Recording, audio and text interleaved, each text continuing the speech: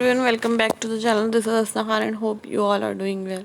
Yes, today we are going to start the part 6 of the chapter Resource and Development, that is chapter 1 of class 10 geography. Yes, today our topic is classification of soils. India has varied relief features, landforms, climatic regions, and vegetation types. We all know that these have contributed in the development of various types of soils.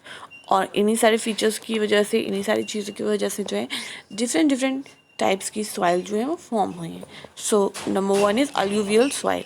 This is the most widely spread and important soil. ये सबसे ज़्यादा हमारी country में पाई जाती है और बहुत ही इंपॉर्टेंट सॉइल है. In fact the entire northern plain are made of alluvial soil.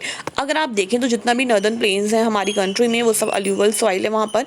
These have been deposited by 3 important Himalayan river system, the Indus, the Ganga and the Brahmaputra. तो ये जो हुए हैं, जो डिपॉजिट्स हुए हैं हमारे जो इंपॉर्टेंट हिमालयन रिवर्स जो हैं हमारे, वहाँ पर उनकी डिपॉजिट्स की वजह से ही बने हैं. तो हमारे 3 इंपॉर्टेंट जो रिवर्स हैं वो कौन से हैं? Indus, Ganga and Brahmaputra. These soils are extended in Rajasthan. और ये सॉइल्स आपको राजस्थान में भी मिल जाएंगी कुछ हद तक, गुजरात में भी through a narrow corridor, but not ज़्यादा नहीं मिलेंगी, बट नैरो मतलब थोड़ा पार्ट आपको मिल जाएगा. Alluvial soil is also found in the eastern coastal पे भी मिलेंगी आपको, प्लेन्स पे, particularly in the delta of the Mahanadi, the Godavari, the Krishna and Kaveri reverse. तो वहाँ पर भी आपको ये मिल सकते हैं, बट मोस्टली नॉर्दर्न प्लेन्स में मिलती हैं. The alluvial soil consist of various proportions of sand, silt and clay. और अलूवियल सॉइल के अंदर आपको क्या मिलता है? अलग अलग प्रोपोर्शन मिलता है, या अलग अलग क्वांटिटी मिलती है, सैंड की भी, सिल्ट की भी और क्ले की भी. As we move inland towards the river valley. और जब हम रिवर वैली से इनलैंड की तरफ मूव करते हैं, soil particles appear somewhat bigger in size. तो जो सॉइल पार्टिकल्स होते हैं उनका साइज जो है वो इंक्रीज होने लगता है. इन दी अपर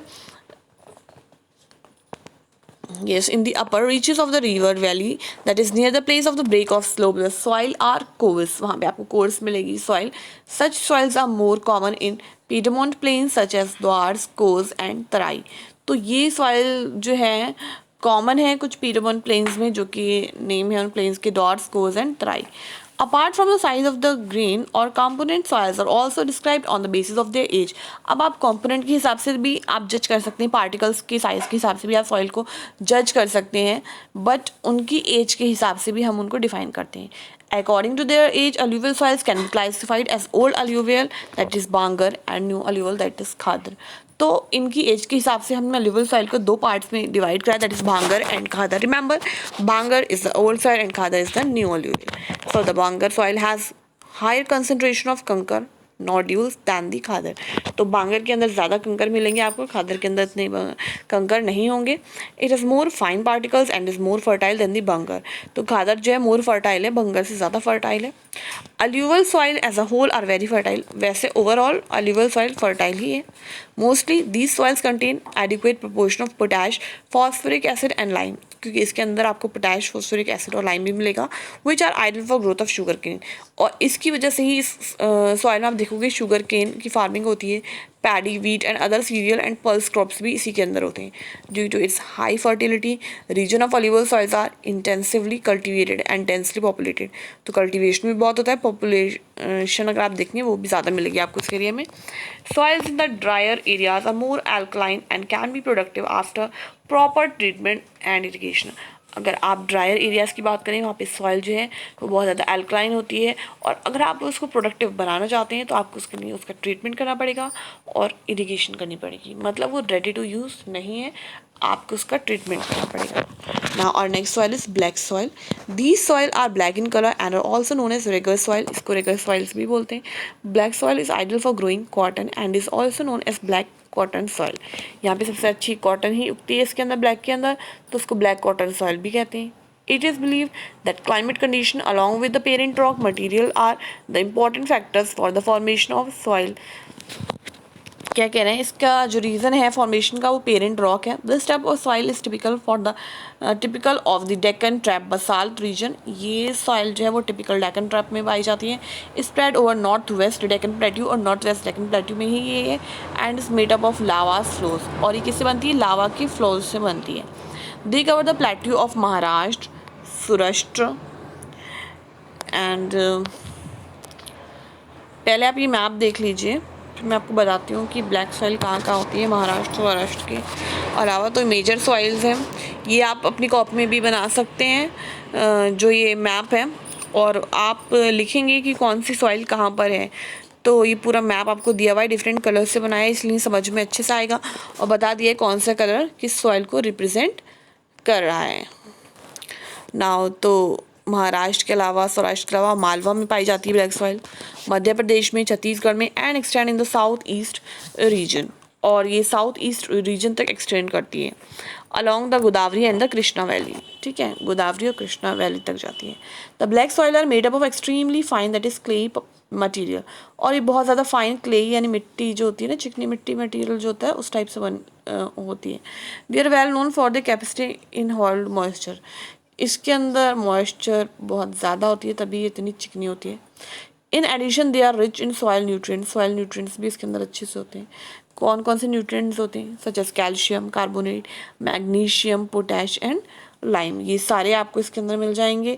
दी soils are generally poor in phosphoric content, इनके अंदर फॉस्फोरिक कंटेंट ज़्यादा नहीं होता है। They develop deep cracks during hot weather, और जब वेदर हॉट होता है तो इनके अंदर क्रैक्स यानी दरारें पड़ जाती हैं, which help in the proper aeration of the soil. These soils are sticky when wet, और जब गीली होती हैं तो बहुत चिपचिपी या स्टिकी होती हैं, and difficult to work on unless tiled immediately after the first shower or during the pre-monsoon period। तो इन पे वर्क करना इतना आसान नहीं होता है, इनको टिल्ड करना पड़ता है पहले, जब भी फर्स्ट शावर होगा या प्री मानसून का टाइम होता है उस टाइम पे, तब आप जो है अच्छे से इसमें वर्क कर सकते हैं। Now next is red and yellow soil. तो रेड एंड येलो सॉइल कैसी होती है? Red soil developed on crystalline इग्नीशियस rock, ये क्रिस्टलाइन इग्नीशियस रॉक से डेवलप होती है। इन एरियाज ऑफ लो रेनफॉल, जहाँ पे कम बारिश होती है वहाँ पे red yellow soil find out होती है। In the eastern and southern part of the Deccan plateau, यानी ईस्टर्न और सदर्न पार्ट जो डेक्कन प्लेट्यू का वहाँ पर होती है। Yellow and red soils are also found in parts of Orissa, Chhattisgarh, southern part of the middle Ganga plain and along the piedmont zone of the western Ghats. तो these soil develop a reddish colour due to diffusion of iron, इनके अंदर जो red colour होता है वो iron की वजह से होता है कि इसके अंदर आयरन होती है। In crystalline metamorphic rocks it looks yellow when it occurs in a hydrated form, और येलो कब लगती है? जब ये हाइड्रेटेड फॉर्म में आती है तब ये आपको येलो लगती है। Now the next one is laterite soil. Laterite has been derived from the Latin word later, which means brick. यानी ब्रिक से बना है ये word laterite. The laterite soil developed in areas with high temperature and heavy rainfall, ये वहाँ पर होता है जहाँ पे टेम्परेचर भी हाई होता है और रेनफॉल भी हैवी होती है। This is the result of intense leaching due to heavy rain, ये रिजल्ट होता है हैवी रेनफॉल की वजह से। ह्यूमस कंटेंट जो है यहाँ पर कैसा होता है? तो humus content the soil is low because of the micro organism, यहाँ पे ह्यूमस बहुत कम होता है क्योंकि माइक्रो ऑर्गेनिजम्स की वजह से, पर्टिकुलरली द डिकम्पोजर्स, क्योंकि वो जो सॉइल इसके अंदर डिकम्पोज हो रहे हैं। Like bacteria get destroyed due to high temperature, bacteria कैसे डिकम्पोज हो रहा है, कैसे खत्म हो रहा है? क्योंकि टेम्परेचर बहुत हाई है। Laterite soils are suitable for cultivation, cultivation के लिए बहुत अच्छी है, with adequate dosage of manure and fertiliser, but इसको मैन्यूर फर्टिलाइजर्स चाहिए। These soils are mainly found in Karnataka, Kerala, Tamil Nadu, Madhya Pradesh, and the hilly areas of Odisha and Assam. After adopting appropriate soil conservation techniques, particularly in the hilly areas of Karnataka, Kerala, and Tamil Nadu, this soil is very useful for growing tea and coffee. तो इस soil पे सबसे अच्छे से क्या उगती है? T और कॉफ़ी।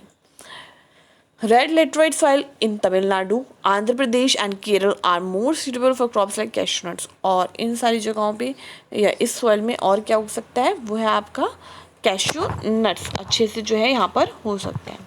नाउ और next soil is arid soil, जो कि मैं आज के सेशन में बिल्कुल नहीं कराने वाली हूँ, ये मैं नेक्स्ट सेशन में करूँगी।